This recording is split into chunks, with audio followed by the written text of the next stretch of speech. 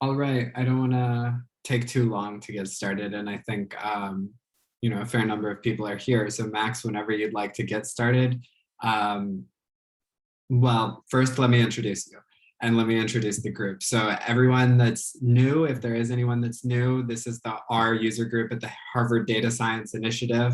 We're really trying to provide resources to learn R to anyone who wants them, and to be able to come to our meetings, and hope it's a fun space and a safe space for everyone involved. So I'd like to introduce our speaker today. His name is Max Kuhn. He's a software engineer at R Studio. He's currently working on improving R's modeling capabilities and maintains about 30 packages, including Carrot. He was a senior director of non-clinical statistics at Pfizer Global R&D in Connecticut. He was applying models in the pharmaceutical and diagnostic industries for over 18 years. Max has a PhD in biostatistics. He, and you'll have to correct me if I'm wrong, Kjell Johnson, wrote the book Applied Predictive Modeling, which won the Siegel Award from the American Statistical Association, which recognizes the best book reviewed in technometrics in 2015. Their second book, Feature Engineering and Selection, was published in 2019. And today he'll be speaking on cooking your data with recipes in R. Recipes are tools for pre-processing data prior to modeling or visualization. You can think of them as a mashup between model matrix and dplyr. We'll walk through some recipes and how they can be used with models or visualizations that use dimension reduction. And with that, I'll turn it over to you, Max. All right, thanks. Let me share my screen. All right, everybody can see that, I suppose. Excellent. All right, so thank you, first of all, for the invitation and having me. Really appreciate being here. So I'm going to talk about this package. You can, we're all about hex stickers, so you can see the hex sticker there that my son designed. It's called the recipes package. If you want to see the slides, our markdown document and the HTML slides are here. My GitHub handle is topepo, and then you can see it there. So recipes is part of Tidy Models. So way back when, I think it's going on like 17 years ago, I put a package on CRAN called Carrot. And what Carrot was designed to do was to do have a uniform sort of interface to a lot of different types of models within R. R is great because it has tons and tons of different inferential machine learning models, predictive models, descriptive models, but each one of them had its own particularities in terms of its syntax or how it worked. And so sort of the goal for Carrot back then, because I was using it full time when I was in drug discovery, was just to not have to worry about the minutia of the differences between packages. Like you have to remember this for GBM, but that for LM and so on. And so then, about, I don't know, 12 or so years later, I joined R Studio and we started working on the Tidy Models packages. So you've probably heard of the Tidyverse. Tidy Models is just the section of that deals with generating models. And the goals are the same as they were for Carrot, to enable people to do a lot of different things that they wouldn't normally be able to do in R, and also make the interface, like how they interact with code, a lot more enjoyable than it would be otherwise. And so recipes is a package that's in Tidy Models. So if you haven't really done much with it, Tidy Models, probably the best place to start is tidymodels.org. We created this website. It has a lot of content on it. And if you're just getting started, you can go to the Get Started page, and there's a whole, we've curated and really worked on a lot of this content, especially for new users. So you can get a narrative here in terms of how you use the different packages and how you can do different things. If you'd like a little more long form documentation, Tidy Modeling with R is a package that Julia Silge and I wrote together, or I'm sorry, a book that we wrote together. It is 90% done. There's one chapter down here that's not finished, but you can get here and look at the data and all the things that we can show you how to do in Tidy Models. We just got a contract from a publisher that we have to look over, so this will be in print hopefully next year. So again, if you're new to Tidy Models, tidymodels.org, or TMWR, tidymodelswithR.org, and that would be a good place to start. If you've never seen any of this, I think the code's pretty self-sufficient. A lot of what we'll be talking about deals with philosophy and things like that about how you might do modeling and good ways to do modeling. So I think that even if you've never seen tidy models, you'll probably get something out of this. So, with every presentation to show software, we want to show it with some data. And so first, let me introduce the data. And this other book, the book down version of it's here, is a book on feature engineering and feature selection. We came up with this data set from Chicago, and it's basically data based on the L trains, the elevated trains in Chicago. And so what we're going to do is have a data set that has daily records of how many people enter the Clark and Lake station on the train system. And then what we want to do is try to predict that 14 days ahead of time. So imagine you work for the Chicago Mass Transit Organization, and you want to know how many cars to put on the train. You want to get some estimates of how many people are going to ride the train 2 weeks ahead of time. And so our predictor, so the name, as you'll see in a little bit, the name for the outcome is called ridership. It's in thousands of riders per day. The predictors are things like pretty typical things, 14-day lagged ridership. So for example, if I know the ridership today at Clark and Lake, I can use that as a predictor to predict what the ridership is 14 days in the future. And that works pretty well. The ridership data, give them 1 star. It's pretty helpful in the analysis of the data. We came up with a bunch of other stuff like historical weather data, which does have some effect on the models, but not, it's not like a big deal. We also thought things like, home and away schedules for teams that play in Chicago would make a big difference, but they really didn't. And then actually the thing that had the biggest effect was the date. And so we're going to talk about how we're going to use date in the context of modeling, and also show you how to use it in recipes. If you want to look at this data, it's about 16 years worth of pre-pandemic data. It's in the model data package, and it's called Chicago. So if you want to get more information, honestly, I'd go up here to this link and look at the book. But if you want to actually see the documentation on the data, just do !Chicago. So let's do an initial split. So a lot of times in machine learning, or when we're trying to do prediction, we'll save a little bit of data as a test set to measure performance. And usually, that's a fair amount of data, maybe a quarter of your data. In a time series data set like this, what we'll do is we'll reserve, since we want to predict 14 days in the future, we'll reserve the last 14 days for a test set, and then use everything else to build and evaluate our models. Now, normally, if this were your job, I wouldn't just do a test set. I would do a time series resampling method to get really good estimates of performance, but I'm just going to skip over that for this talk. So in Tidy Models, you can load the global Tidy Models package, which loads all the packages in the Tidy Models, the main packages in Tidy Models, along with some Plier packages like ggplot, or I'm sorry, tidyverse packages like ggplot or dplyr. And then we can load the data. And then to do a time series split, we use the initial split function on the data, and then tell it what proportion that we want to hold back or for training. And so we just do a little off-the-cuff translation to make that percentage be equal to everything minus 14 days. And then when we run the training or testing functions on that split object, we get data frames back that have the training set is everything but the last 14 days, and the test set here's the last 14. Now, probably the most interesting thing, and it's very germane for this talk, about the data is the bimodal nature of the outcome. So if you just do a simple ggplot here, what you see for the outcome data is a very maybe trimodal, but a very multimodal distribution. And basically what this comes down to is you have a lot of people that ride the L during the week, get to their jobs, and then you have some people that ride the L on the weekends or on the holidays, but that number of people on the weekends is much lower. So you see this really nice split between weekday and weekend. And that has the biggest effect on these data. And there's more things, as you can see, we'll do to make the model better. But really, date is the most important predictor in these data. And we'll talk about using that as an example to motivate recipes. We'll also have a natural language processing example at the end that's maybe perhaps a little more interesting for people to show why recipes might be helpful for you.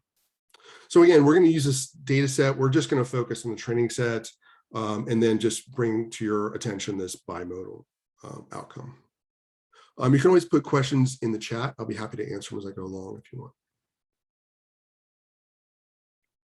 So, I mentioned this notion of feature engineering, which, I'm a statistician. I'm not a young man. So, I think what's happened since I've been a statistician is we have a lot of things in statistics that we have literal names for, and then somebody sort of eats our lunch by coming along with a much cooler name for the same thing. And that a good example of that is feature engineering. So the first question is like, wait, what's a feature? Okay, I get engineering, but like, what do you mean by feature? And so there's no real standard definition for this. The way I tend to think of it is a feature is some representation of the data that will be used in your model, specifically the predictor data. So you think about different ways that you can represent your columns and your predictor columns in your data set so that in ways that they'll be used in the model. And like the very like common things you might learn in regression class would be things like interaction effects. Those interactions would be features. So they could be like the original just raw predictor, or they could be some combination or transformation of one or more predictors. Another one would be like when you have nonlinearity in your data or nonlinear relationship between your predictor and your outcome, you might do a basis expansion that would represent, let's say, the predictor in terms of a polynomial or a spline. And so then you would have this one predictor that gets used to generate artificial predictors, like a series of artificial predictors based on that original one that represent, let's say, polynomial values or expansions of that. And so those individual, let's say you do like a third degree polynomial, those would be the features in your model. And another one would be like PCA, feature extraction. Like in this particular example, we're going to use this because some of the predictors we have very, very large correlations, like between predictor correlations. And one way to mitigate that effect on your model is to do principal component analysis. And then instead of using the original predictors in the model, you use the principal components as features in the model, which is why it's called feature extraction. So feature engineering is a general term, and I don't think there's many people that would disagree with anything I'm saying here on the slides, but I want to dig into it a little bit deeper and maybe delineate between different things that we can do to our predictor data and maybe why that we do them. So I think of like the general umbrella of pre-processing. So pre-processing is things you do to your data before you put them in the model. And then this Venn diagram here, you have like this big red feature engineering bubble of all the things that you might do, which like, we'll talk about it in more detail in a minute. But there are transformations that you would do to your data, your predictor data before putting them in the model. And then you have a bunch of other things like having this blue circle, which are like transformations of the data, like log transformations or a Box-Cox transformation or so on. There's things like normalization, like centering and scaling. Reformatting data, like maybe turning character data into factor variables in R. Imputation is another good one. Like you have missing data, what do you do to your predictors to make sure you can fill in those? And so when you think about like these classes of things that we would do to our predictors, you can really think about them in two different ways. Is these ones on the right, like, imputation and normalization, those are things that sort of the model requires you to do, independent of your data set. So for example, if you're fitting a k-nearest neighbors model or neural network or something like that, those models require your predictors to be on the same units. Same thing with like GlimNet or regularized regression or ridge regression. Like if you don't have your predictors in the same units, then the mathematics in those models don't really work very well. Because the predictors need to be treated the same way in terms of their distributions. And so these things like this are really independent of the problem you're working on. Like a neural network needs this, no matter what your data are. So these are really requirements for your data pre-processing that are driven by the type of model that you're fitting. Now, on the other side, on the feature engineering side, these are things that you would do to your data to make them more successful in your model. So for example, we'll talk about date in a minute, but these would be, now that you know something about the date outcome or the relationship between ridership and date in the data, what you would do in terms of feature engineering is you would represent those features, like say date, in different ways to make them most effective for your particular problem. So for example, in our Chicago data, the easiest thing we would do would be like put days of the week in, or an indicator for weekend versus weekday. And that'll be very successful in the model, but that's driven by the particular problem that you're working on. And so really, I think of feature engineering as things that you're going to do for this particular data set to make your model better, or make the model have less work to consume the predictors. So these are more obligatory model related things. And then feature engineering tends to be more things driven by the data you have on hand and the problem that you have on hand. So anyway, that's the two designations of the things I think about when we think about pre-processing your predictors. So for the Chicago data, let's think about that for a minute. So centering and scaling your data, I wouldn't really think of that as feature engineering, because it's not really, I mean, it's changing the units and not really anything else. The representation between, or the relationship between the outcome and the predictors isn't changed. The different, the relationship between predictors aren't changed. So this is like the most innocuous thing you can do. And I wouldn't think of it as feature engineering, because it almost certainly does not have some motivation based on the data that you're using. So let's think about like date. And spoiler, I've already said it, like date's the most important thing in this data set. So different ways we could represent date would be like an integer that's some number of days since a reference date. So like, I think the data starts at like January 1st, 2001. So you might represent it as like, a 1 day or one indexed integer from that particular date. And that would work. It's a numeric feature. A lot of these models need numbers, but the problem is your model would have to learn that every, let's say that January 1st was like a Monday, then your model would have to learn every 6th and 7th value in the data set should be a lot lower, predicted a lot lower than the other 5. And a neural network or something could learn that. But to make it easier for your model consume the data, this sort of way to put date in is not very effective. So it's a feature engineering method we could use, but it's not really effective in terms of representing the data for this model. Clearly, day of the week is helpful. Month is okay, but it's not really driving things. There is year by year increase in the data when you look at it. So year as a feature driven by date. Of course, the date column would be effective. Holidays is another one. If you put indicators in for holidays, you'll get a better fit. And then there's, again, just based on date, all these features would be made out of date. There's things like, were the Bears playing that weekend, and so on. And they're not really all that effective for these data. So just as a summary, features here are representations of a particular column in the data set, which is date. There's different ways we can do it. And then in this case, these are like feature engineering steps, because we're trying to use this particular data set to represent date in a way that's most successful to the model. So here's the idea. Here's your original column, date. It's fine, it's great. But once you turn it in some successful features, like, this is the joke. At least that's what we hope the difference is. If you're not a Marvel fan, maybe you're like, I don't know, into anime or something. I don't know if anybody watches or reads One Punch Man, but yeah, there you go. I saw a hand was raised. Gwen, did you have a question? Oh, I'm sorry. I was actually trying to react and like give you a thumbs up, but I raised my hand and I was like, oh, I don't know if I can do that. So my apologies. Okay. Thank you. All right. So you probably want to see some code soon, maybe.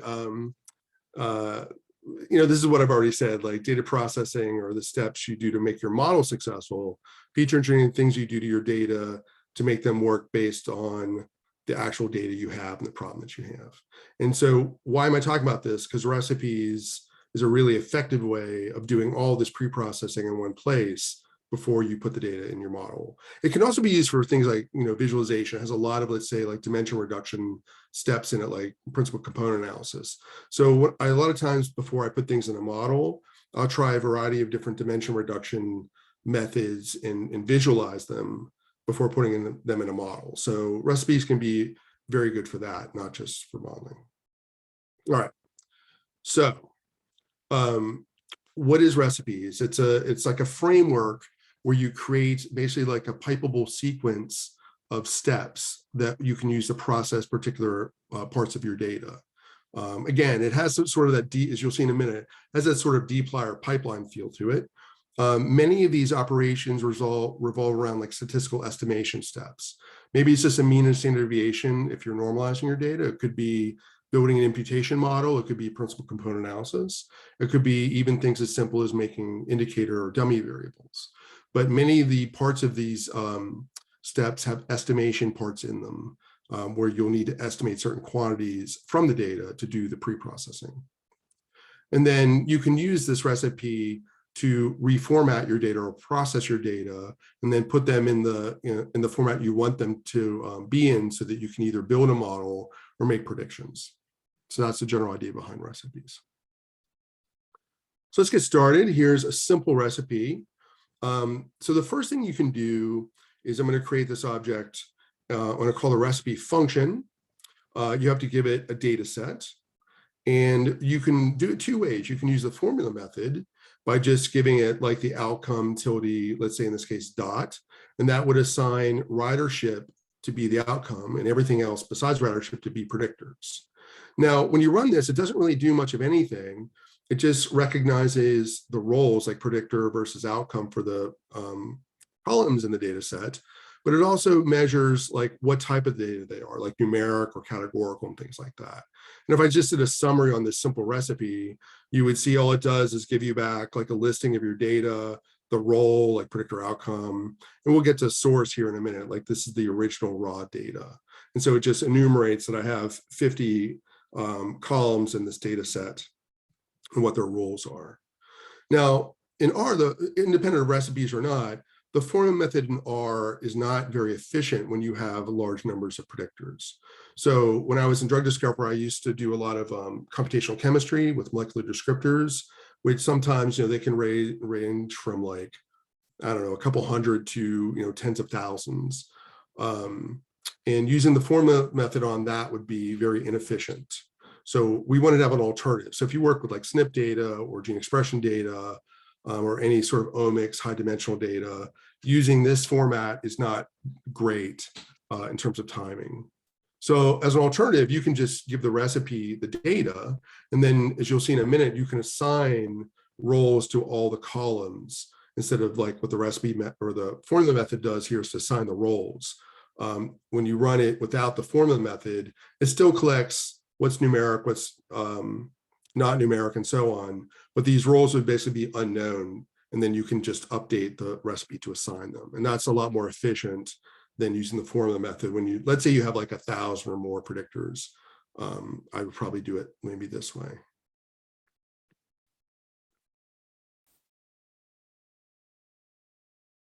So this initializes the recipe. Then we might add a step to it. So what we can do is we can start adding steps to the recipe. And these are individual distinct data pre-processing steps. And we can pipe those in. Now, I know he mentioned that the date column is very important. And if you want to add like date-based features, like day of the week or month or year, you could use a step date. And so what it would do, it would say, okay, based on the column date, I want you to generate more columns, one for the day of the week, one for the month and year. And there's other features you can generate here, but I'll just stick with these three. This is a Plier Selector. So this works just like the select function where you don't have to quote these things. You could use like starts with here or matches, and you can actually have a sequence of things that you want to generate features for. It doesn't have to be just one column. So once you've added this to the recipe, what it's doing right now, it's just like building a specification. It's like building a set of steps in a literal recipe. And so what you're saying is, take these data, make this my outcome. Hey, for this one column date, I want you to take it and expand it into 3 more columns that we can use to represent different aspects of date. So then after that, you might also take date. We have another step called step holiday, which, as you might surmise, takes this feature and then adds indicator variables for any holidays that you want to have. So we use this time date package, which has both, I think, just listings and algorithmic ways to figure out what's a holiday. And so if you do this, it adds more features, like Christmas and so on to the data set. That's really important for this data set. So this is really helpful instead of you having to hand code those things. If you're outside the US, there's ex-US holidays and so on. So it covers a lot of ground. So for this particular data set, these sets of features, day of the week, month, year, and holiday, really squeeze out all the information that you need from this date field in order to model the ridership. And so at this point, we're kind of done with date. Now, if we were to take the data at this point and process it using this recipe and put it into a model, that date column would still be there. And most modeling functions would convert that to an integer, but now you have everything in the data. You don't really necessarily need this date anymore. But the thing is, you don't really want to remove it, because especially with this data set, if you find parts of the model don't fit well, you'd like to be able to really quickly look up their dates. Be like, wait, why is the residual really huge for this particular date in question? So we want to keep it in the data, but we don't want it to be listed as a predictor. We don't want it to go into any modeling function. And so what we can do is we can reassign its role. Its initial role is predictor, since it was on the right-hand side of the tilde here. So it's listed initially as a predictor. All these features inherit its role. But what we can then do is use update role, change it from being a predictor to anything really. There's no like set list of roles. And I'll just call it ID here. And so with tidy models knows that keep it in a data set, but don't actually give it to a model when you go to build or a model or make predictions. And this is really helpful, because if you go to like resample your data set or do anything else to your data set, you'd like that column to be in there and not to have to like merge it back in after the fact to do your plots and to do any exploratory data analysis. So in effect, this update role basically keeps it in the data set, but in the way you want it to be, not as a predictor or an outcome. So from there, we can do a bunch of other stuff. Recipes, unlike the model matrix, do not automatically produce dummy variables. So dummy variables would be like if day of the week is a factor, most modeling functions, not all, but most of them would like that to be represented as a number or numbers. And so if we have 7 days of the week, we would normally create like 6 binary indicators for 6 of the 7 days of the week. And step dummy is another step that could make those features. Now you might notice something really different here is the way we select the predictors is to use a function called all nominal predictors. And so if you think about dplyr, you can select like what starts with or contains, you could use match and so on to select variables with dplyr. And recipes has sort of an expanded set of selectors. So all nominal means give me all the data that's non-numeric. So either that's character or factor. And I also want their role to be predictor. So when you do this, you're not specifying exactly which predictors you want. You're basically giving it a rule to say at this point in the recipe, I want any predictor that is, let's say, factor to generate dummy variables for those. And so this is a nice little addition that we have. There's like all outcomes, all numeric outcomes, and so on. So there's a whole set of new selectors that you can use in recipes based on either like numeric, like properties of the data, like numeric and so on, or their roles in the analysis. We have a lot, like and we keep adding to it, an embarrassing number of recipe steps that will convert non-numeric like indicators like a factor into numeric representations. We have like basic dummy variables like one-hot encodings. We have embedding methods like fancy machine learning embedding methods. We have feature hashing. It's a lot. So anything you probably want to do to convert your factors to indicators, we probably have that in recipes. So that's pretty good for this data set. And let's say we're just going to fit like a linear model here. This will get us pretty far. We might be able to do some more things to it though. We might have some, it doesn't happen in this data set, but just as an example, let's say we only had like a half a year's worth of data in the data set. We actually have 16 years, but let's say we just had a half a year. Then we might have some holiday indicators that get generated by step holiday, let's say for Christmas, that have all zeros in them because we don't have that date in the data set. And that's an example of what we call a zero variance predictor, which is like a fancy way of saying it's a column that has only one value across the number of one value across the rows. So what this will do is we'll figure that out and we'll remove all of those. And that's really helpful. LM wouldn't choke on that, but it does help computationally sometimes. Another thing we can do, and the reason why I did this, just to be careful, is we might center and scale our data. So step normalize will compute the mean and standard deviations of all the numeric predictors. save those means and standard deviations, and then use them to center and scale each individual column. Now, we can't really compute a variance if we only have a single value in a column. So step ZV is a really good thing to couple with step normalize, because it protects you from errors where you can't, fail if it can't compute a variance. And now this brings up another aspect of recipes, is that we generally, and this isn't really an opinionated thing, this is really like a methodology thing. Though anything we're going to compute any statistical summaries of, like a mean or a variance or imputation and so on, all those computations are done on your training set. And so when we go to pre-process the training set, we apply, in this particular case, the means and standard deviations of the training set to center and scale the training set. And that's what it does, right? That's what normalization does. But when you get new data, like, a year from now or whatever, you're going to make new predictions from this model. The same means and standard deviations from the training set are used to normalize future data or any data. And that's might seem opinionated, but it's the right thing to do here. Is much like a model coefficient, any normalization or statistical estimates you do in your recipe ought to be done on the training set, not the whole data set. You don't re-normalize based on what data you're predicting. The right thing to do here is to use the statistics from the original training set and apply that to all the different data sets you would be predicting on. So a lot of things we have in tidy models is like, we think of them as guardrails. And I'll show you a little diagram in a minute about this, but we really enable good methodology here. And there are errors that I've made back in the day myself before I really spent a lot of time doing modeling about how you use your data. Like when we for example, when we make predictions on models and tidy models, we never give the prediction method access to the original data, because you shouldn't need the original outcome data. You shouldn't need the outcome to make predictions, which seems like a pretty basic thing, but you'd kind of be surprised how many packages sort of don't think about that. So we have a lot of firewalls in here, and recipes estimating everything off of the training set is another one of those. I feel like I should say something really controversial so people will put questions in the chat. Oh, there we go.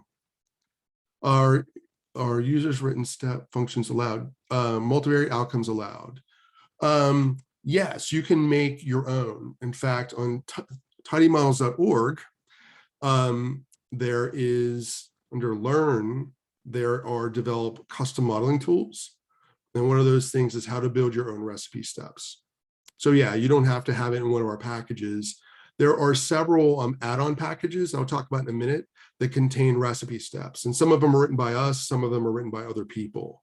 So it's totally doable to make your own recipe steps for the particular thing that you want to do that might not really be of interest to anybody else, or might be really, really specific for what you're working on. You don't have to publish them, but you can certainly get them used in tidy models. Multivariate outcomes are allowed in recipes. And so one particular thing that I'm really proud of is when you use multivariate outcomes, let's say in a linear model or something, you have to do this really weird thing with the formula. We have to use cbind and then give it, the list of the things that should be the outcome. I've always found that I know why it does that. Like technically speaking, I understand that, but it seems just kind of like kludgy, like really just awkward, and like, why do I have to do that? So in a recipe, what you can do, and in fact, tidy models in general, what you can do is you can say like y1 plus y2 plus y3 tilde. So we don't make you cbind anything. You don't need to do that. So yes, you can use multivariate outcomes here. And we let you do it, I think, the way formulas ought to let you do it, which is without cbind. So thank you for that question. I'm happy to hear that somebody's out there listening. This is what I miss about in-person talks. Okay, so we've done normalization. So you can see like step date and step holiday. These are more like feature engineering-ish kind of things. Step dummy, step normalize. Those are more pre-processing aspects of this recipe. We could, so let's think about the predictors here. I mentioned that the predictors are highly, highly correlated. One thing we could do to reduce the correlation is use a filter. So what step core does is you can take all your numeric predictors and say, give me the minimum subset of predictors such that all the pairwise absolute correlations are less than 0.85. And so this step would not do any real computations on the data and save them. It would basically do this analysis and then save a list of which ones should be removed. And so it's a way to get rid of columns in your data set, the same way step ZV would get rid of columns in your data set. This can be very effective. It's not very elegant, but I've used this to great success. You might think to yourself like, well, how do I know what this should be? So one thing we have in title models, I'm not really going to show it here very much, but we have a lot of like model tuning infrastructure using grid search or Bayesian optimization or sequential or simulated annealing and so on. So if you don't know what this is, what you can do is you can give that value or that argument, not a number, but you can give it a value of tune, open close parenthesis. Like I would just type that in here. And what that does is it marks it for optimization. So when you give this recipe to like some of our tuning functions, it can use the data, it knows what the range of these thresholds are and so on, and it can test a variety of different values using resampling and some other pretty safe tools to find values that would be really good for this data set. So if you don't know what these values are, you can mark them for optimization by just giving them this value here. This function actually doesn't do anything, it just echoes back tune to you. It's really just like a way to tag different arguments for optimization. So this is one way you can get rid of correlation. It's functional, but maybe not great. Another one we could do, which we will do in a few minutes to actually fit this recipe, is to use step PCA. So stations is a character vector that has the names of the 20 columns in here that represent the stations, the lag 14 station data. And these are all highly correlated. The correlations range from like 0.8 to 0.99. And so we can use the dplyr all of and say, do a PCA feature extraction. And instead of having these columns in the data set, give me, let's say, the first 4 components or however many components you think you should use. And that would basically be what you would get out of this recipe. So you wouldn't get the original columns back, you would get the PCA scores for those columns and use those in the model instead. Again, if you want to set the number of components, you could say numcomp equal to 5 or 7 or tune or whatever, and have it figure out how many you should do based on the data. So I think you have a good sense of this. It's a very dplyr-ish thing like ggplot where you're just like layering things on. These steps in the recipe all happen sequentially. So one interesting thing is, we have columns with these station names up to this point. And after this point, we have PC1, PC2, PC3, and so on, are the column names. Now, it'll choose how many columns it thinks you should have if you don't do anything special, and you might not know how many there are. So any selectors written after step PCA are kind of interesting because you don't know exactly what components are there until you run it. And so the nice thing about these selectors like all predictors and so on is you can select on columns that haven't been generated yet. You don't know exactly which ones might be there. And so there are some ambiguities in terms of which, especially if you resample the data, like which columns are going to be there. So in this particular case, after step PCA, I would just use starts with PC if I wanted to select just those columns in the data. So the selection bit could get kind of interesting, but it's completely doable between the special selectors that we have or just the basic dplyr selectors. So that's kind of a nice feature. No pun intended. So step PCA is nice. Maybe you want to do something fancy. The embed package, for example, has step UMAP. So if you've ever heard of TSNE or UMAP, this is a really fancy supervised feature extraction method that produces some really interesting plots, especially when you visualize it. So this is just like a fancier way of doing PCA, and it's nonlinear. Todd has a question: if we obtain can we obtain the coefficients in terms of the original data from the PCA coefficients? Yes. So if you've ever used a tidyverse or tidy models, there's a tidy method from Broom. And what Broom's tidy method does is it gives you a nicely formatted result back from things that you might want to work with. So if you run, here, let me open an R session and spell it out for you. So here. So if I were to say, so if this is my recipe, if I were to say tidy method on the recipe, there's different ways to select which step you want to tidy. Step UMAP is step 1, 2, 3, 4, 5, 6. So you can PCA is you can say number equal 6, and it will run the tidy method on this particular step. And what this will give you back is a column that will have like term for the original station names. It'll have the component name like PC1, PC2, PC3, and then it'll have another column for the actual component values. So we have ways of, sorry. Yeah, the tidy method is what you want to use. And if you look in like step PCA, like there's examples at the bottom of like running the tidy method and so on. So yeah, good question though. Right, so I mentioned step UMAP, which is pretty fancy. You might want to do, let's say, so I'm just giving you other things that you could do.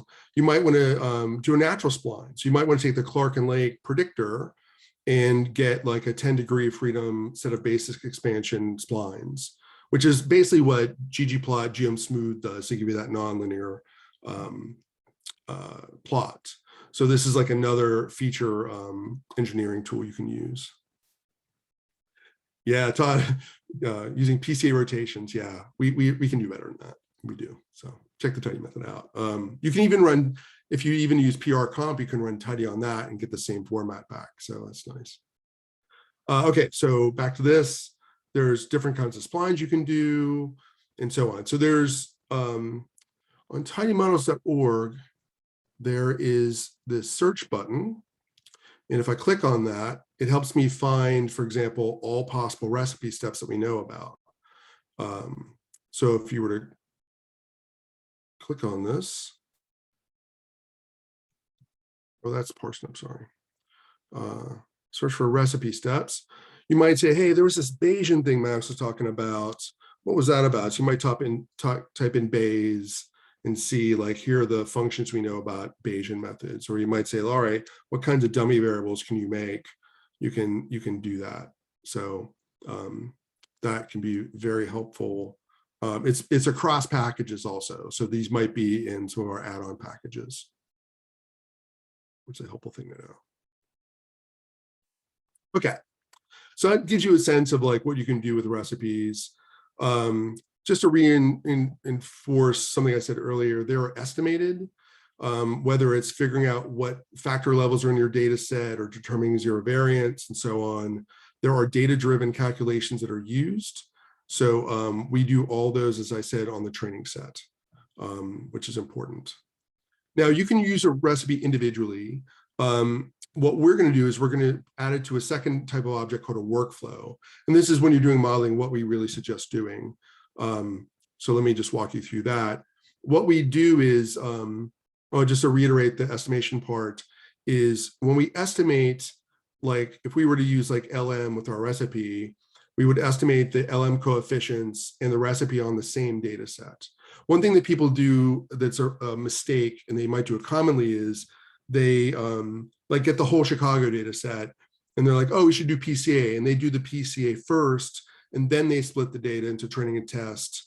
And then let's say they resample that, then you're not including the variation in PCA in your resampling method. So your estimates of performance from resampling are going to be really optimistically biased. And so what we do in tidy models is we always make sure you're estimating things from the right data. And so, for example, if you were to resample a workflow that has a recipe in it, and let's say you did 10-fold cross-validation, you would be basically re-estimating this recipe 9 times. The same way you'd be fitting 10 times. The same way you'd be refitting the model 10 times. We just make sure the data usage for recipes and models is basically what it should be.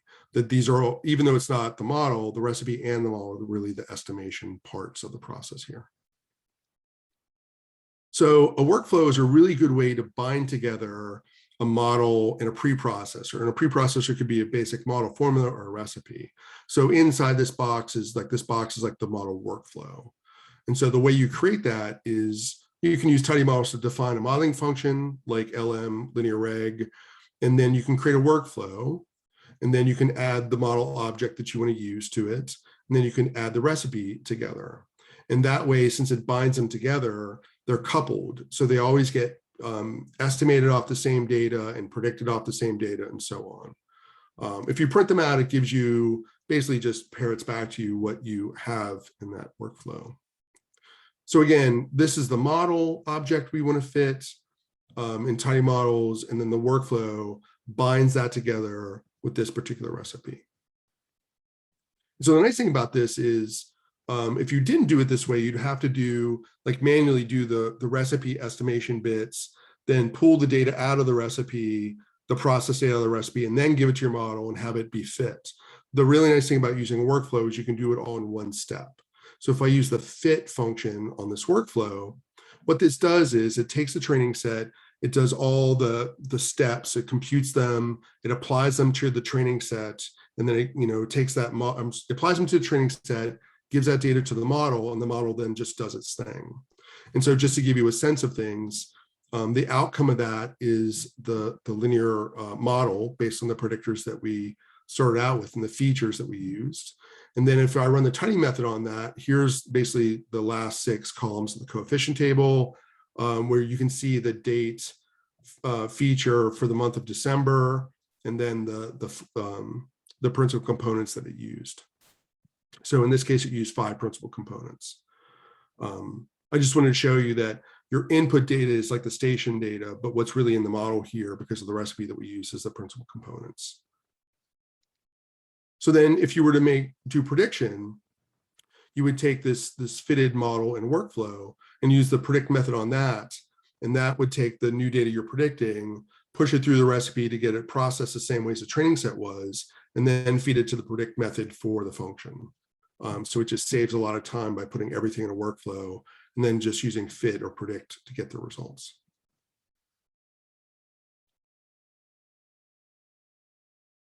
Hopefully you cannot hear my dog snoring behind me. It's not me, it's the dog. Oh, okay, so here's the predict bit.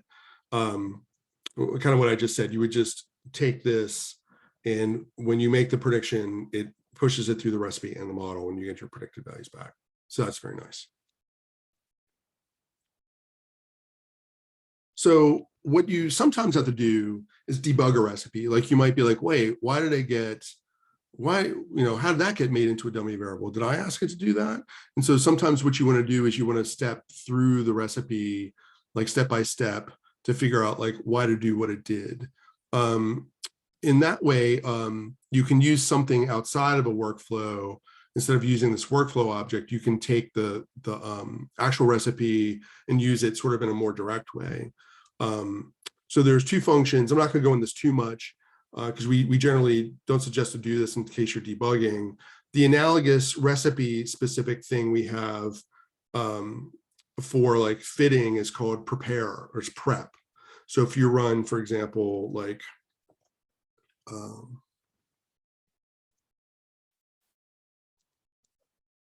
where'd it go? If I were to take my recipe and do prep Chicago recipe, that would actually do all the estimation bits outside of the workflow. And once you have that, you can use that to troubleshoot. Like there's a verbose method. So you can see, like it gives you information as it goes along and executes all the steps. So we would suggest if you need to do this, in the Tidy Models book, we have a chapter on feature reduction, like feature extraction. And we show how to use the recipe specific functions to debug a recipe and so on. Okay. Yeah, you can hear the dog. Yeah. All right, so interesting things about a recipe. Once you fit a recipe, you can change the model. So for example, if I took this recipe, I have this linear model in here. Let's say I wanted to use like a regularized linear model like GlimNet instead of just LM. I can make a GlimNet model object and use the update model function to pull this one out and put the new one in. And that, since that's upstream of the recipe, you don't have to recreate any of that pre-processing stuff. It's already there. And when you run fit now, it'll just fit that model. It doesn't do anything to the recipe. That's nice, because if you think about like the formula method in R, you could have like a really expensive formula method and you give it 2 different modeling functions, and you can't recycle the results of the formula method. So you'd have to recreate those over and over again when you fit different models. And so if you use a workflow with a recipe, it does all that beforehand, and you don't need to recreate anything. So it's easy to try different models with the same recipe because you don't have to recompute anything. I already showed you the link to tidymodels.org and the searchable table of steps. There's some steps that you can skip when using predict. So a good example of this is what's called like downsampling. Todd, I'll answer your question in just a minute. There's like this idea of like downsampling, like when you have like a really big class imbalance, you can take the class that has the majority of the data and downsample it to be about the same size as the minority classes. It's a little bit controversial, but it can be an effective way to deal with the class imbalance. So you want to do that, but only to the data that gets passed to the model. When you go to make predictions, you don't want to downsample your prediction data. And so there's a special thing, we have a vignette on it, where you can set a thing, an argument in recipes that will skip certain things when you go to make predictions, which is good. Clearly the order of the steps matter. So, you know, if you use step dummy somewhere, the original factor isn't there anymore, just the dummy variable columns. So, you know, make sure you place them where you want them to be placed, because they are executed in order. There are recipe adjacent, like there are like extension packages of recipes. I'll talk about text recipes in just a minute. I'll try to keep it fast, but there's some others out there you can use, and they are usually based around like time series or a particular type of data. I mentioned the things you can do categorical predictors, so you can look at that link if you want. And then there's also a general dplyr mutate step. So if there's something like some simple thing you could do in a mutate and we don't have a step for it, you can use step mutate to like do some transformation of your data that we don't have listed here. So that's nice. All right, I'm about out of time. I want to go really quick through another example. It's basically natural language processing example where we come in with some sort of text. And then there's a lot of different ways in text processing that we can manipulate that text, and then at the end of the day come out with features. So let me just go through that really quick. All right, I'll answer questions really quick. Todd, do you always suggest prep and bake? We almost always suggest not using prep and bake. Prep and bake are things that we came up with when we first started using recipes, when we found people thought they were really confusing. And people were like, not deliberately, but accidentally like misusing them. Like they would like prep a data set, process it, and then give it to resampling. And we want to avoid that. So, so we really suggest, if you're doing any modeling, to use it with a workflow and not directly use the prep and bake functions from recipes. The only time I would do that is if you're doing some sort of visualization and so on. So like, it's not like we don't want to talk about them, but they're really more specific things you would use to debug. Let's see. How do I see? Yeah, Julia uses them a lot of times because she wants to go through the details of like what the recipe does. So that's something that they are useful for. Yeah. How do I see the results of each step? It seems like a black box. You can, so you can look at the tidy methods for these steps. So for example, if I want to see what the mapping is between my original predictors and the dummy variables, you can use the tidy method to get that information out. Or if you want to see the means and standard deviations, you can do that using the tidy method. So you can interrogate it as much as you want and get things out, visualize them, analyze them, and so on. Yeah, but it's a black box in the same way that like model.matrix or the formula method are black boxes. It's just a little more powerful, and realizing that we want to give you all the underlying data that you might want. So I see what your point is. But you can definitely get at everything. Okay. All right. So Julia and Emil, people who work for me, have this supervised machine learning for text analysis book, which is excellent. It's called SMALTAR, which is kind of a weird acronym, but I want to demonstrate how you can use recipes in the text recipes expansion package to do this. There's a data set that we have in Tiny Models called Small Fine Foods. It's a small subset of some Amazon review data, and you can load it. The outcome is basically we took the 5-score data and made it binary, whether it was great or not. So great means 5-star and other means 1 through 4 stars. And then there's another column that's just text, which is the review, which could be a little bit of characters or a lot of characters. And I just picked one out at random and wanted to print it. It's a review of some chai tea, I think. And they have all the things that they like about it. So I would expect them to give a pretty good review of the data. And so if we were fitting a model, we want to take a review, like just the review data, and predict how many stars they gave it on Amazon, we could put that data in a model.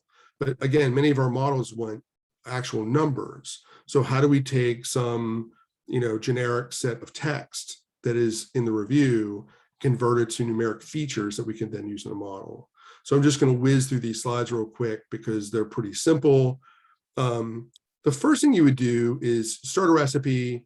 You can say score is the outcome, the review data is the predictor, and give it the training data. The first thing you typically do when you're doing like a bag of words type thing is to tokenize the data. Tokenization means basically splitting the text into different subunits. Those subunits could be paragraphs or pages or chapters. The most common thing to do is to split by spaces. So the tokens, in this case, are particular words. So what we're doing is we're taking that text and we're chopping it up into like a vector of words. So you might see of represented there more than once and so on. But it's basically, you've tokenized this data by chopping it into words. Like half would be a word here. And if you had like a number like 7.5, that would be considered a word or a token in this case. There are some recipe steps for text that don't need tokenization. I'm just going to stick with the ones that do for this example. So then another thing people sometimes do, it may or may not be a good idea, is to remove stop words. And those are collections of words that are commonly occur and don't really have a lot of context, like the, like of, and so on. So if you want to get rid of those in your tokens, you can use stop words and get rid of those.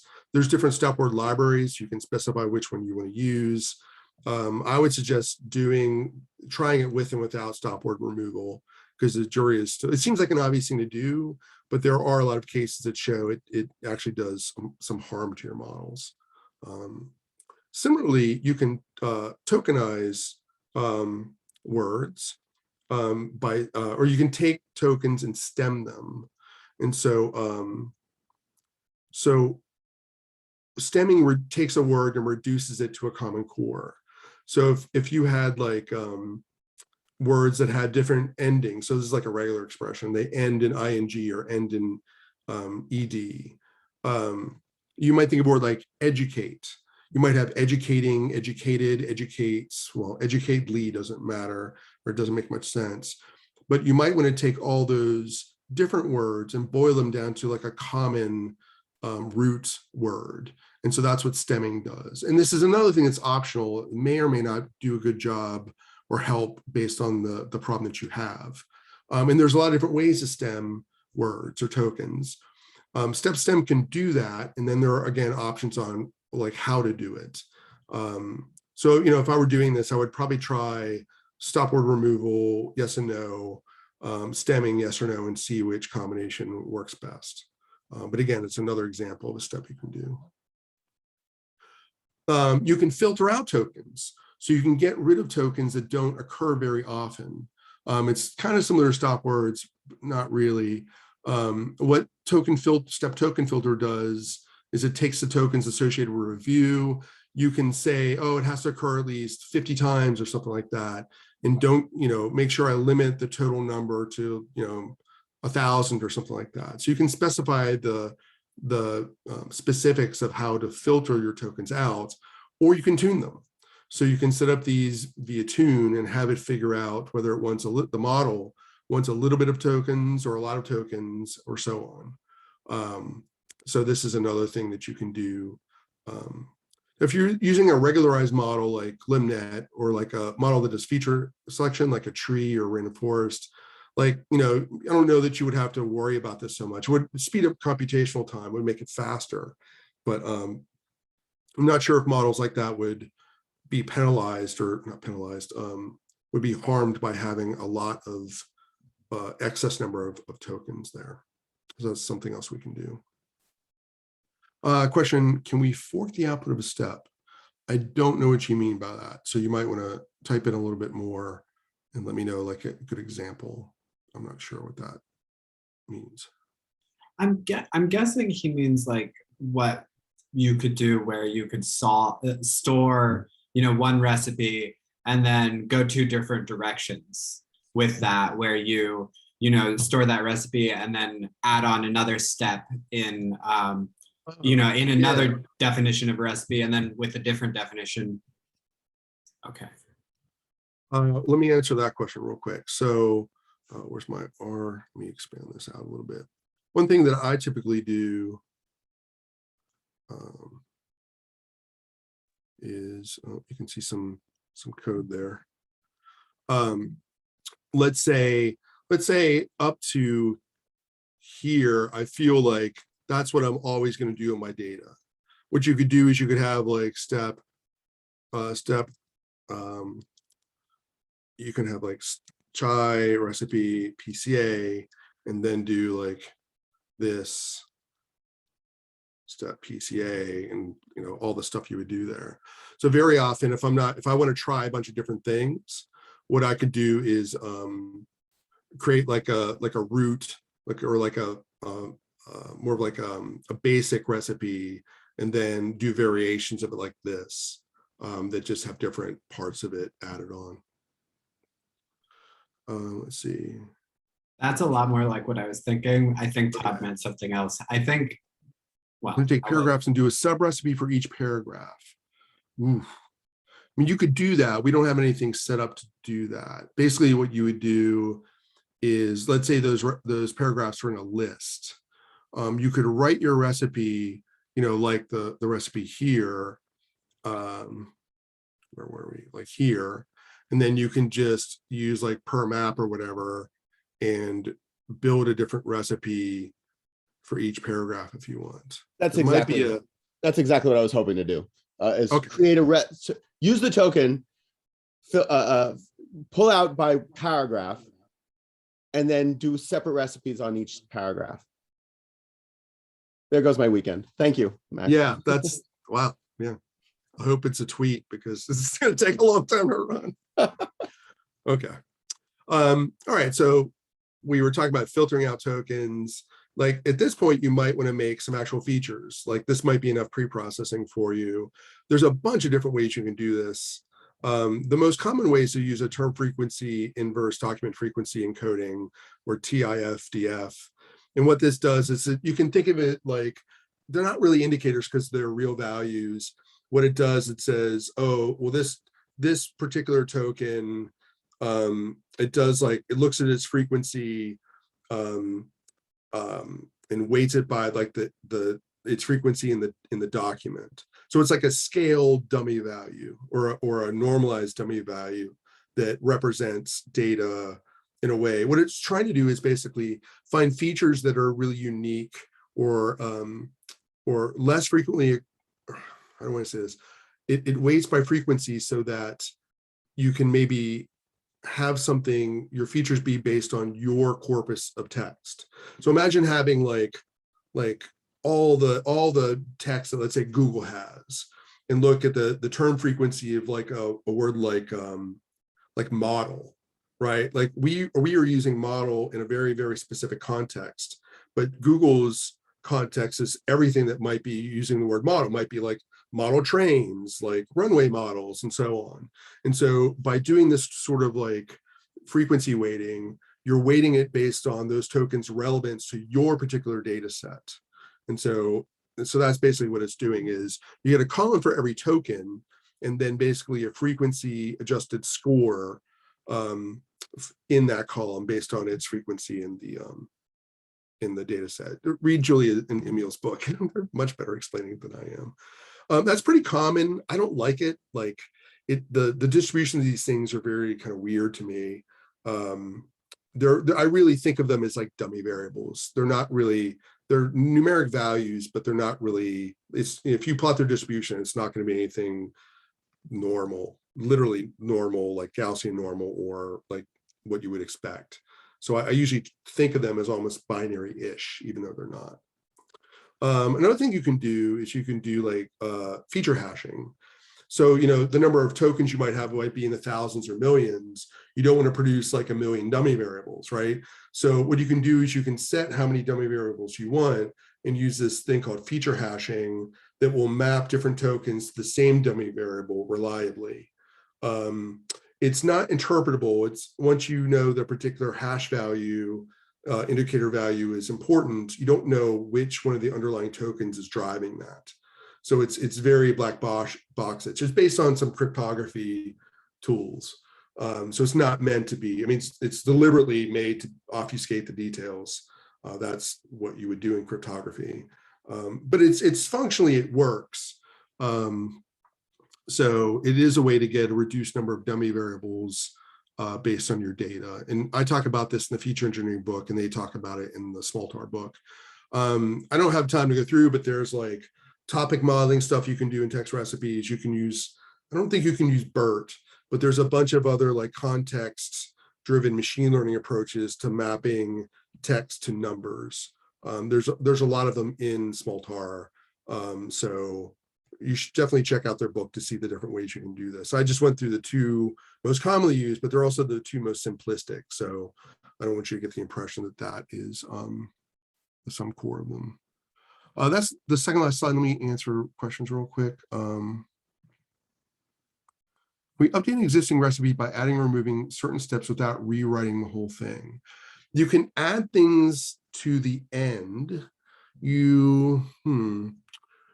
Theoretically, you could remove steps, but we don't have an API for that. We should make one. So like this example that I have here, you can estimate this recipe and then add more steps to it. And when you go to estimate this recipe, it only does the new ones. So it keeps track of which ones have been estimated. So if you're adding more things to it, it doesn't redo everything. So that's really helpful.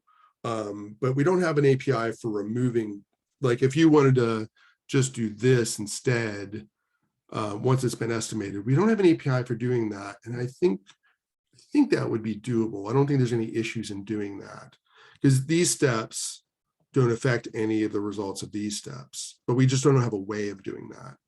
So, so that would be a good GitHub issue if you wanted to put it in.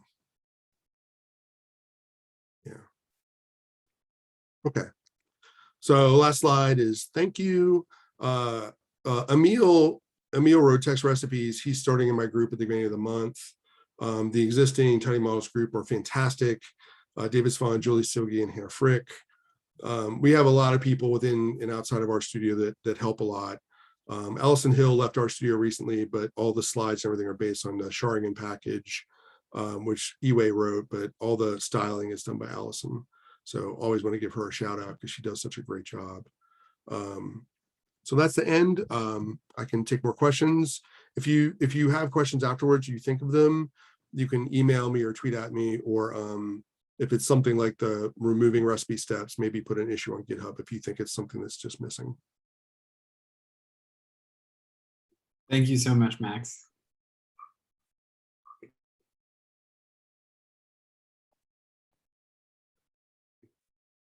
I really appreciate your framing of tidy models as being the guardrails to keep you from doing things that are methodologically unsound, because it's easy when you're doing it all by hand. I mean, when you're implementing any of these by hand, if you don't have a package doing it and keeping you safe while you're doing it, there's pitfalls. I won't tell it, but I have a long story about my first modeling job. I had a project I was working on that was like a quarter of the total R&D budget of the company, which was not small. And we were trying to predict sepsis, like who would be septic in the ICU. And we had a lot of data, a lot of really good, expensive data. And we did feature selection wrong. And we thought our accuracy was like in the mid 80s, and it turned out to be in the mid 50s. And we spent like weeks trying to figure out where we went wrong. And it's because we did feature, and it's really kind of like a subtle mistake that we made, but it made a huge difference. So like Carrot, and we're going to probably be implementing feature selection stuff soon in Tidy models, or re-implementing them based on what's in Carrot. And we make sure you can't make that mistake. So, and I was somebody who I thought at the time I knew a fair amount about modeling. So, but I was not alone. I'm not the only person who have done this. There's a lot of good papers and stuff about this exact problem. So it's, I don't want to make anybody feel like I'm demeaning them by saying, oh, you don't know about modeling. I've made these steps, or I've made these mistakes myself. So we just want to make sure people don't fall into them. That's amazing. That's amazing. What an amazing contribution. I think a lot of people will be benefiting from recipes and workflows, because I think it's a lot more readable code that gets written with these. You just know what's actually happening once you understand the individual steps. And it's easy to write code in R that is not readable. Well, whether it's even readability or not, like I can imagine like this 4 lines of code before this, even before Tidy Text, the Tidy Text stuff that Julia and David Robinson did, a bunch of people had a bunch of scripts that they did to do these things that, again, when they went to make new predictions, they had to redo all that processing again for new data. And so, this is a lot of compression of code. So it's concise. Maybe it might be a little bit too concise sometimes, but it saves a ton of code. And another funny example is, I'm motivated by a lot of these things, like step holidays in there, because I had a data set where I had to use holidays as predictors because they mattered. And I had a bunch of code to do that. And I was like, oh, for God's sakes, I don't ever want to use that code again. So you take them and you make a step out of them. And another good example is David and Julia were in a machine learning competition called Sliced, which is on Twitch. And they kept getting these data sets. So it was like a machine learning competition, and they get these data sets, which would be like, I don't know, what languages do you speak? So it'd be a column, it would be like English, semicolon, Spanish, semicolon, so on. And I've been writing code like that to make dummy variables out of multiple choice fields forever. I have redone this so many times. And I was watching that, and I just started building, like, I was like, no, I got to fix this. Like, nobody should ever have to suffer through this again. So Emil eventually finished it, but yeah, we're motivated by having done all this and never wanting to have to do it again. So yeah. That's amazing. I mean, being in academic research, I mean, there are deadlines, there are things that need to get done quickly. And so everything that helps get things done quickly without worrying if you've implemented it wrong this time, because you've rewritten the code for the 1000th time or something like that, everything helps. So it's very much appreciated. Thank you so much. Tested and, right. Yeah. I mean, I have one question, if there aren't any in the chat. I'm just laughing at what Todd put in the chat.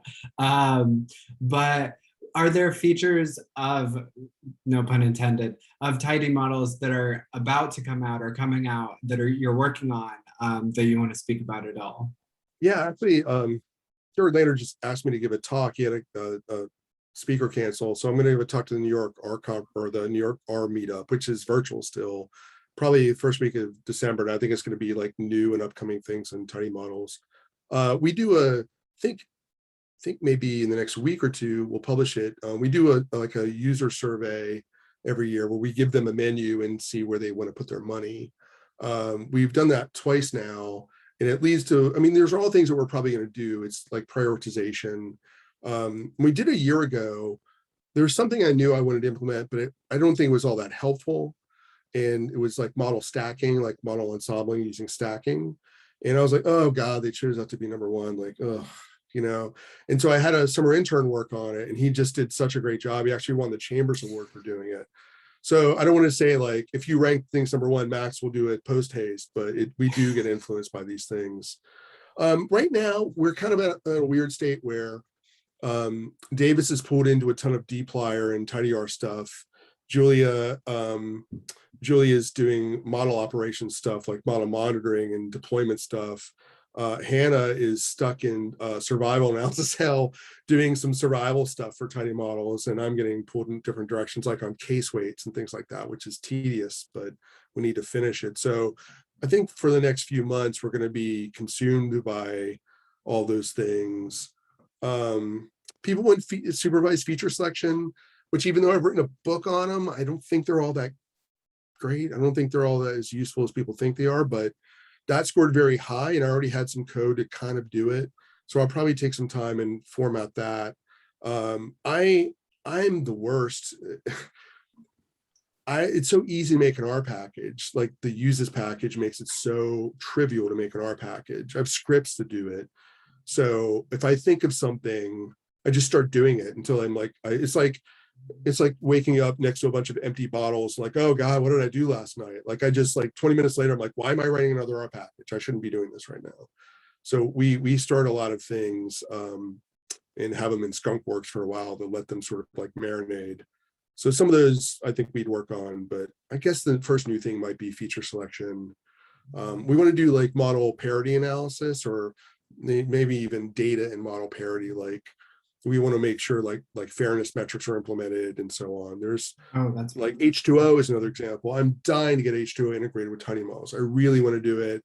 Aaron Liddell wants us to do it. It's just we haven't gotten to it. So we have a lot of stuff like that we're probably going to do soonish, like next year. That all sounds really great. There's a really interesting question in the chat you might appreciate. Would you recommend the tidy models way of model building in teaching? Seems it requires a somewhat holistic view of the entire process. Yeah, so if I can never pronounce Mine's last name. So Mine is like Allison Hill and Mine. We're doing a lot of, or especially Mine was doing a lot of teaching. She's back at Duke now, and you know she has like data science in the bot courses and things like that.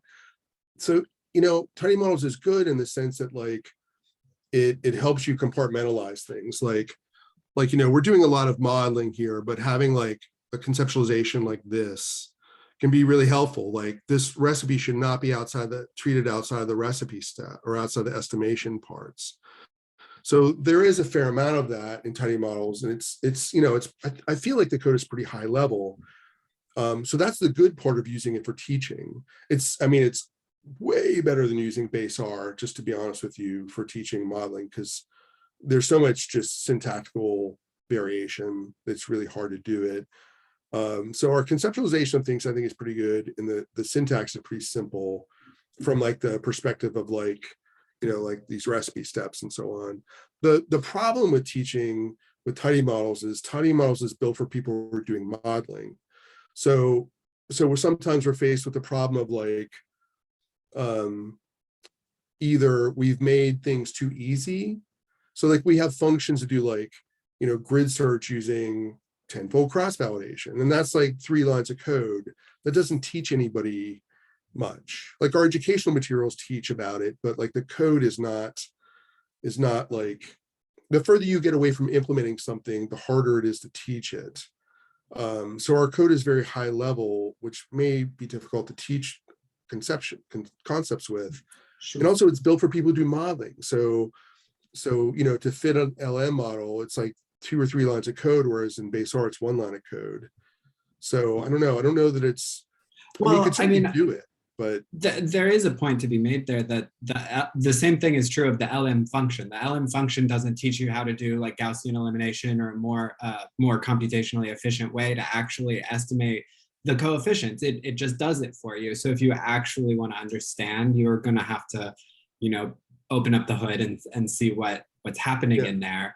But this makes it easier, certainly, to get the things done. That's absolutely true.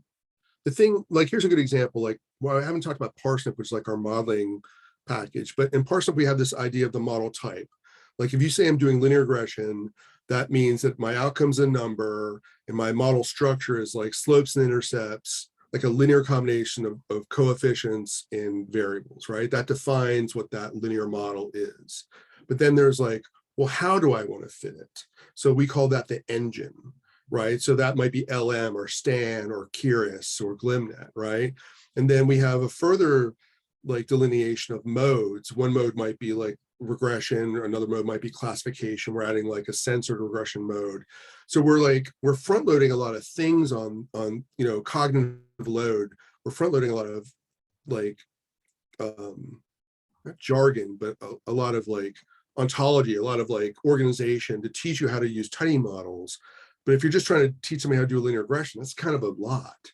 So it's not built for doing like extraordinarily simple things. And that's what I mean by like LM might be a little bit better because you don't have to learn about a model or mode or an engine. So yeah. Thank you. Universe of AutoML, automation, entirely universe. Oh God, I disagree. I mean, I've automated a lot of stuff. Stacking does a lot of that, and we have this like workflow sets package that enables you to just like throw everything at it at once.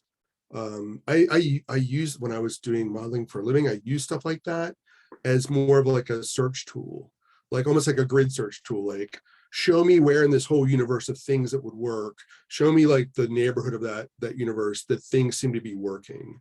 And then what I would do is I would go in and not do things by hand, but do like a more substantive analysis. The thing I have with AutoML is I'm worried about like auto think, like I'm not thinking about the problem anymore. And I've talked to people who are like, oh, you need to be thinking in terms of like building and deploying like 1 million models. And I'm like, no, like that's like almost all the machine learning I've ever done has been assistive. Like if I'm trying to predict what a chemist would design, like virtually design like 20 molecules they think would make a good drug for Alzheimer's. And then they would push it through our models, and that would help them make design decisions based on how good our models were. Like, oh, if I had a fluorine here, actually my compound doesn't get into the brain as much, and that's good. And so it's more assistive. I think the automation in terms of making unsupervised, not in the modeling supervised sense, but like unattended decisions is like gonna like be bad. I worry, I joked to Hadley one time, like I worry there's a mad evil scientist like living in a skull-shaped mountain like island out in the Pacific who's using carrot to like predict who he wants to kill first, kind of thing. Like I'm always worried about the downside of like just like automating the crap out of things and letting that be the end of the story. I think automation and stuff is great to help you get rid of all the junk that you shouldn't care about. And then you can look at what's left over that seemed to work and then figure out like, oh, now what do I do? And let me do it myself. So I think that's where I fall on stuff like that. That's really interesting. Thank you so much, Max. I think we better wrap up. Okay. Have a good night, everyone. Thank you so much. The invitation. All the materials will be shared on the YouTube later, and have a good night. See you. Bye.